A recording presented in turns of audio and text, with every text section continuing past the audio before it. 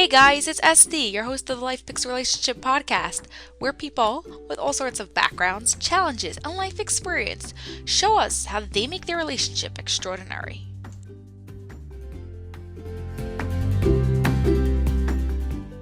Hey Life Fixers, hope you're having an awesome day.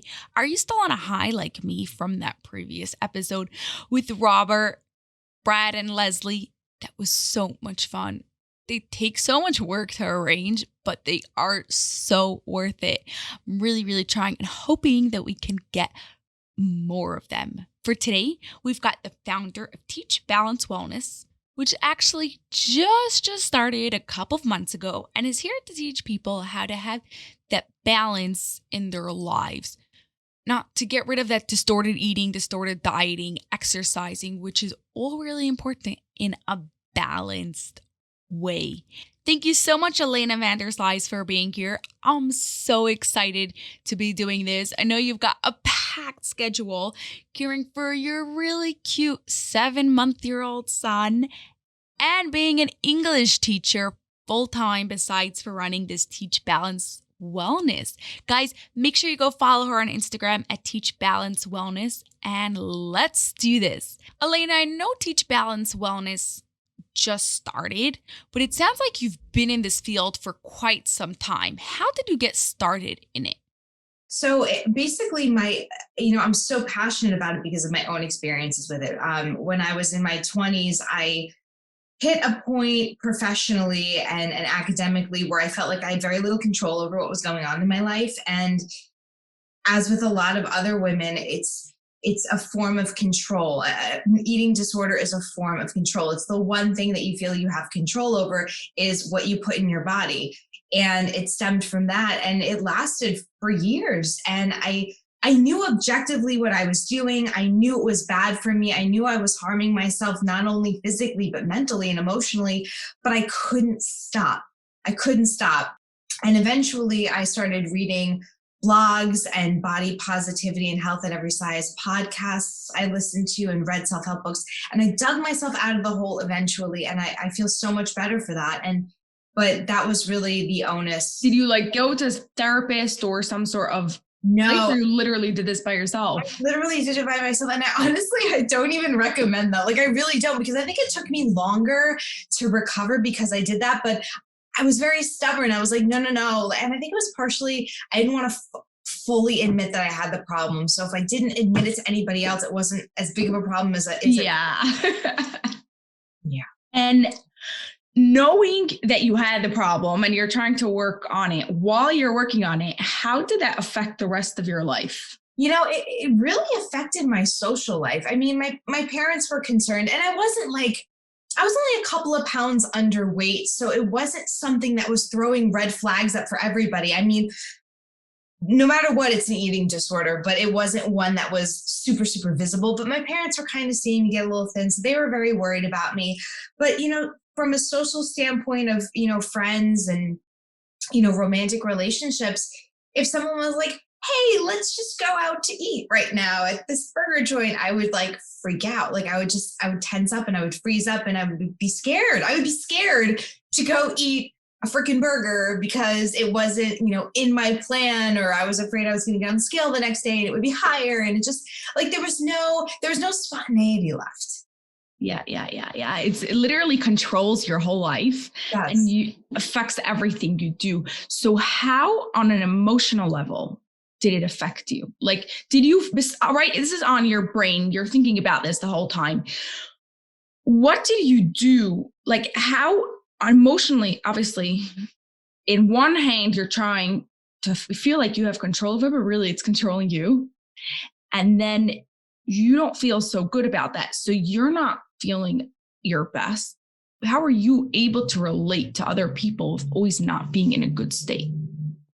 I not resented, but I was always so in awe of people that could just be spontaneous and not care about it in the disordered way that I was. They still, I had friends that still looked fit or looked good. It's not, but yeah.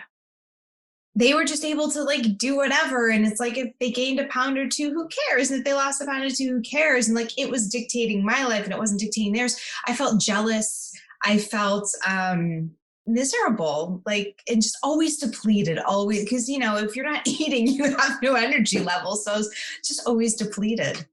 Yeah. Now, what do you think it was, right? You said you were listening to all different books. You're reading, listening to podcasts, reading books.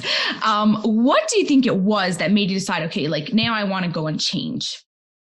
I think the moment, and I can actually pinpoint the moment that I realized I had a problem and I needed to start making my way on the journey toward recovery was I was reading a blog called Sweet Tooth, Sweet Life. And it was about fitness and food and beauty and clothing and all that stuff. It was like a lifestyle blog. And I really liked this girl. I thought she had like the perfect life and she was, you know, so fit and cute and doing all those things. And then she wrote a very raw post about having hypothalamic amenorrhea. I'm probably saying that wrong. And basically it's when you are underweight for your size and your hypothalamus gets all messed up and you actually stop menstruating. And she had been trying to start a family with her husband, and she was told that she couldn't have kids at that moment. I mean, it's something that can be reversed, but it was affecting her ability to start a family because she was underweight and she was so fixated on her weight. And like this light bulb went off. And I think I was like 22 or 23 at the time when I read this, and I just said, you know, oh my God, like this can actually affect my future, like having a family with somebody someday. This is not good. I have to do something about this. And right at the time I was on birth control, so it was regulating my cycle. So I didn't really know what my own cycle was doing. And I'm like, am I inadvertently messing this up and I don't even know about it?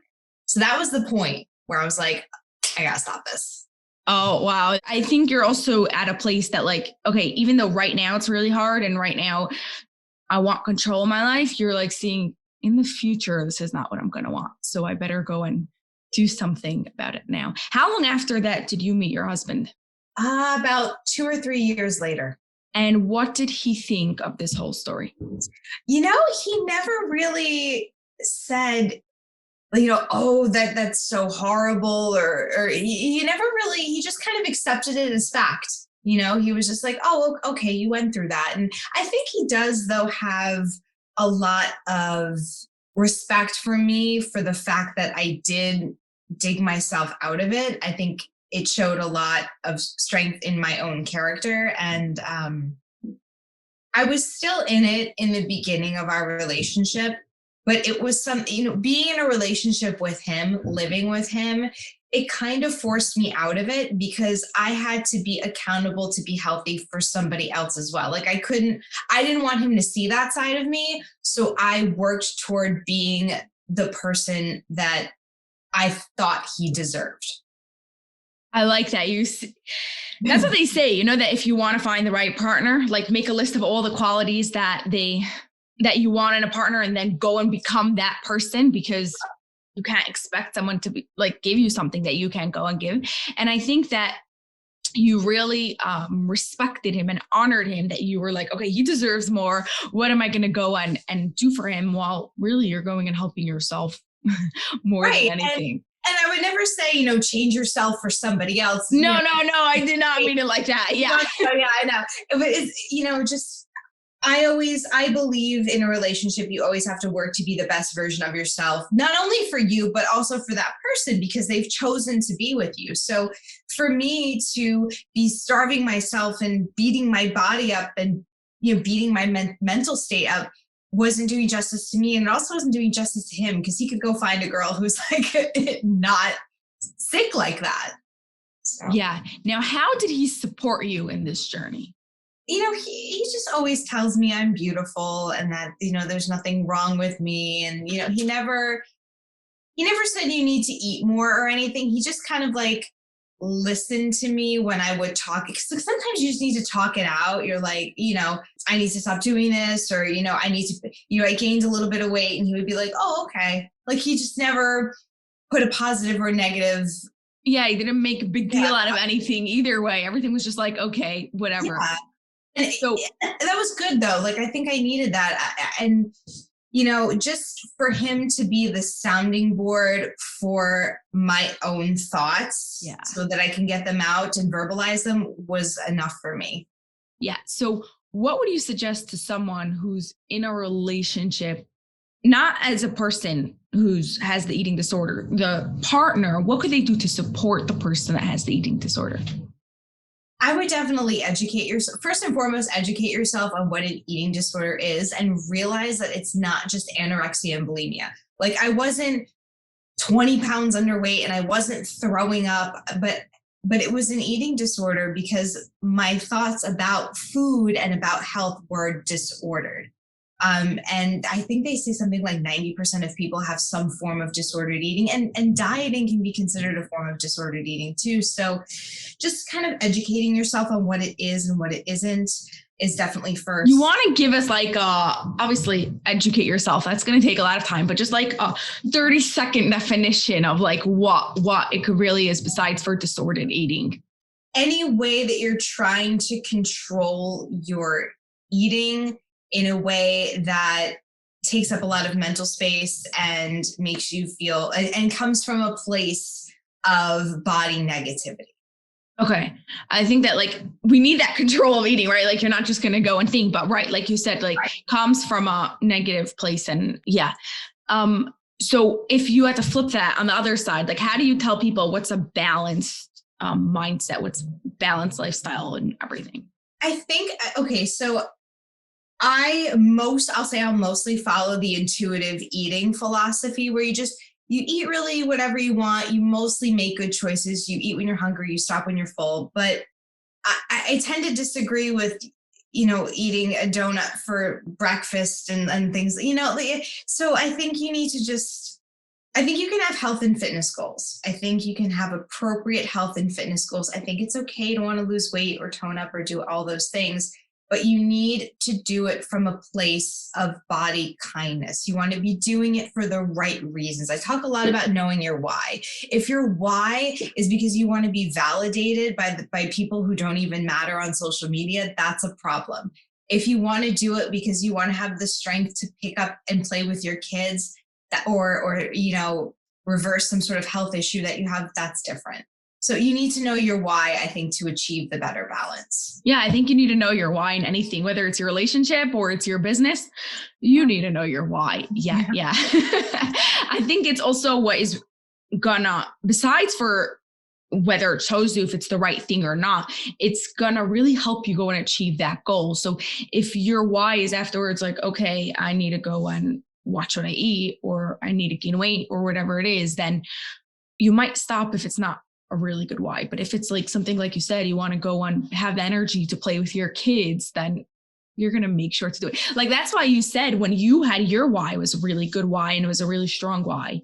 So even though you did it by yourself and even though it took really long, you were able to go and do it. What top health tip would you give to someone who has an eating disorder? Oh, that's a good question. Start listening to women who promote health at every size and body positivity. Again, I don't fully 100% subscribe to the whole health at every size ideology. For the most part, I understand it, and I'm I think it's like with everything. You have to take it and listen to it and then use your own brain to decide what makes sense and what. Right, exactly. So I would, there are people online like Caroline Dooner, Courtney Hill, Summer Inanen.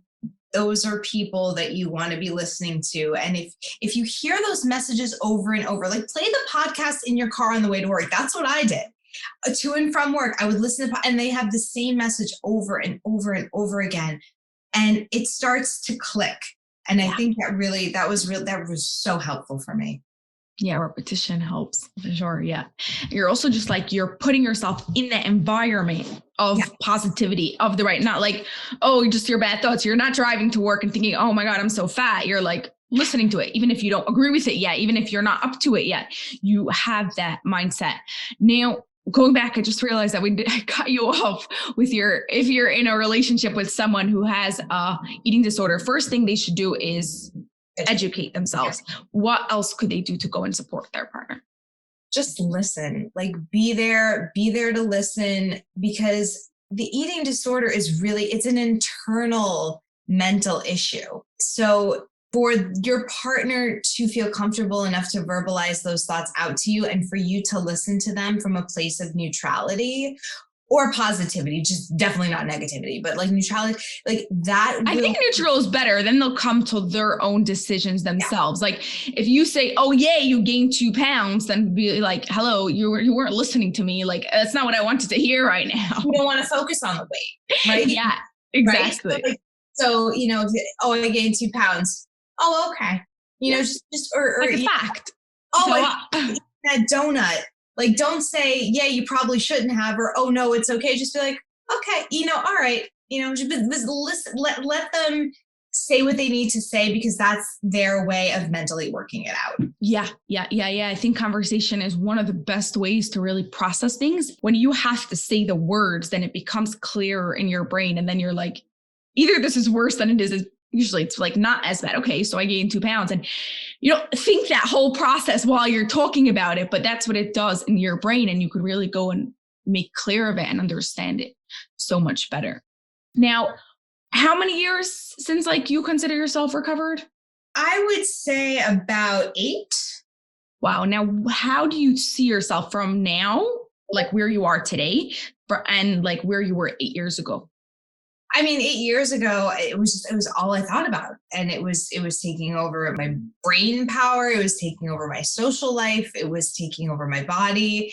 And now, I don't think about it as much. Like, I still love food. Like, I'm always going to love food, and I'm always going to work out and be conscious of my weight and conscious of my health choices. But, if my husband, came in and was like, hey, you want to go get an acai bowl? And I'd be like, hell yeah, like, let's go do it. It's fine. It's fine. Like, I think consistency is key with health and fitness. So if you go out with your girlfriends, have a cocktail, it's okay. I have a 7-month-old son now. So I didn't wreck my reproductive health. And, I want to be a mom who shows my son what a woman should be like in terms of health and fitness, not disordered, not picking herself apart and tearing herself down. I want him to see a strong woman who is, positive in herself and in her self-esteem.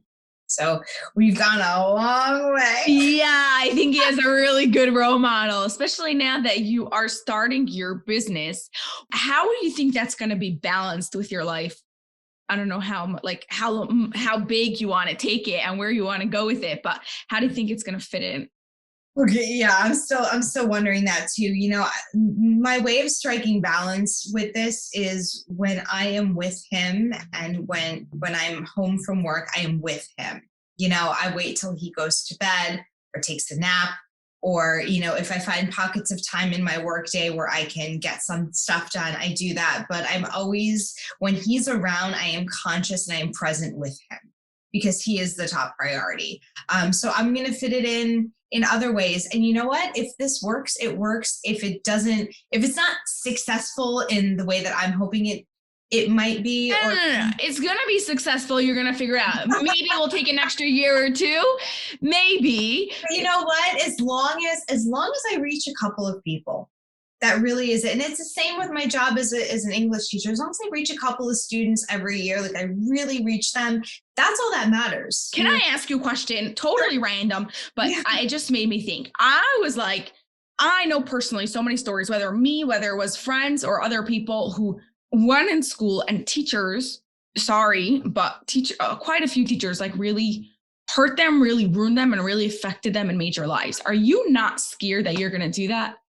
Like, I see you as an amazing person, and I know that you for sure connect with so many, but like, do you not think about like, maybe I'm going to say something wrong and I might just like ruin a child afterwards forever? You know what's funny? I don't. I'm hard on them. I am. I'm like considered like the strict teacher, Are you? I can't imagine that. I really am. You know what? No late work, no. But you know what? And they might hate me in the moment, and I tell them that. I said, you're going to hate me. You might hate me now sometimes, right? But next year, when you have all these skills, not only English skills but life skills of getting things in on time and being like, you're going to appreciate that.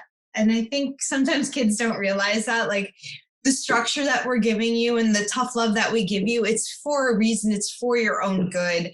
But yeah, you have to be really conscious about what you say in front of kids, like your language. And yeah, I could totally see how someone, just like a parent, like if you say the wrong thing, you could them up. You got to be really careful. Some kids are suffering from depression. Some kids are, different ethnically or, sexual orientation or whatever. Like the things that you say have to be be very careful. Yeah, you do have to be. And then I wonder also sometimes if like we can't say anything because whatever we're going to say is going to offend someone else, but conversation for some different time. But going back to bringing it into your life, your work, how do you think that's going to affect your relationship with your husband? My side hustle? Yeah. I hope because he's a very bright person, my husband, but he lacks imagine through. Like I'm very visual. So like while you're talking, I'm like having some sort of picture of him. I have no clue what he looks like, but like just like character traits that are the type. And one of them is that he's really smart. He is. He's one of the smartest people I know, but he lacks follow through, and he has all these wonderful ideas for these side hustles and these things that he could create or wants to do, and he hasn't really pushed through with them, and I think it's such a shame. So I hope maybe that like my fuel and my side hustle and me trying to grow this other thing on the side, maybe will give him the inspiration to do the same for his, because he has such good ideas. I like that, supporting each other in each way. Now, question, what is the biggest challenge in your marriage? Oh my. So it's twofold. It's both of us. So he is the type of person where if you tell him what to do, he'll dig his heels in and he won't do it out of spite at that point. And then I don't know how to get him to do it because his motivation has to come from him. Yeah. He doesn't do external motivators. And then me, on the other hand, I'm the type of person, I'm a recovering perfectionist. I'm still working on that. We're getting better. But when I want things done, I want them done like in that moment. And so that doesn't really compute with him. So that's our problem. You have to learn how to like ask him in a way that's going to make him want to do it. Or like say the opposite. So then he'll do the opposite, right? But that's really our biggest obstacle. He's my best friend, and we get along really well. And yeah, I mean, believe me, it could be a lot worse. So if that is our problem, I will deal with it. And you know what? It helps him get better in terms of not digging his heels in like that, because he knows things are important to me. And then at the same time, it helps me relax a little bit because it's like, okay, does it really need to get done now? Is it worth the fight to get it done right now? So our struggle is also something that helps us as individuals. Yeah, exactly. That is what relationships about. You each grow as a person and your relationship becomes better, and you grow in your relationship and you each grow as a person. So yeah. Now, what advice would you give to your teenage self? It's not that serious. Like all the things, and I see it with my students too, like all these things they think are so serious and life-changing, and even where you go to college, like it's really not that big of a deal. So just it's not that big of a deal. First of all, be mindful, be in the moment, because you're never going to be there again. You're never going to be in high school again. You're never going to be that young again. So just enjoy it and take everything with a grain of salt. And, the older you get, the less all these things are going to matter. Oh yeah. Like I feel horrible. Like some of these kids aren't going to get a prom. I know that's, it's horrible and terrible, and I feel so bad for them. But at the same time, I tell them, like, when you're my age, when you're old, when you're 33, I mean, prom is nice and everything, but who cares? Right. Sure. I think that's like even like your wedding day, like it's your major day, but like by the end of the day, those little details don't matter. You're not going to remember. You're not going to care. It's going to be fun. I mean, you might remember, but it's not going to It's the marriage itself that's more important. Exactly. Yeah. Okay. So for our final question, Okay. I ask everyone, how would you describe an extraordinary relationship without using love, connection, or intimacy? Oh my God. I have to write these down so I don't use them. Because I might. When you're in a relationship with your best friend, that is one of collaboration, support, and romance. Ooh, I like that. You found a really good way to get around every single one of them.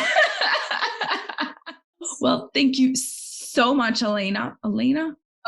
How do you pronounce your name? Because I don't remember. Esty Rappaport. That's so pretty. Esty. I love that. Yeah. Well, thank you so much, Alana, for being here. It was so much fun chatting with you, and have a great one. Bye.